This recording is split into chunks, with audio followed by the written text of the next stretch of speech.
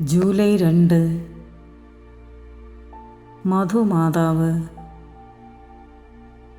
1583 കത്തോലിക്കർ മർദ്ദനം ഭയന്ന് ജപമാല രാജ്ഞിയുടെ സ്വരൂപവുമായി മരുധമധു എന്ന സ്ഥലത്തേക്ക് കുടിയേറി.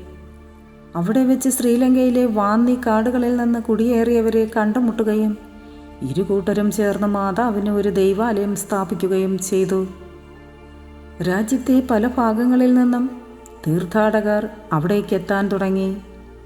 മാതാവിനോട് പ്രാർത്ഥിച്ചാൽ അപകടകാരികളായ ഇഴജന്തുക്കളിൽ നിന്നും മറ്റു മൃഗങ്ങളിൽ നിന്നും മാതാവ് സംരക്ഷിക്കുമെന്നാണ് വിശ്വാസം. ദൈവാലയം സ്ഥിതി ചെയ്യുന്നിടത്തെ മണ്ണുപയോഗിച്ച് സർപ്പദംശനമേൽക്കുന്നവരെ രക്ഷിക്കാമെന്നും വിശ്വസിക്കപ്പെടുന്നു. ജാതിഭേദമന്യേ തെക്ക് നിന്ന് സിംഹളക്കാരും കിഴക്കു നിന്നും വടക്കു നിന്നും തമിഴരും ഇവിടെ പ്രാർത്ഥിക്കാൻ ഒരുമിച്ച് കൂടുന്നു.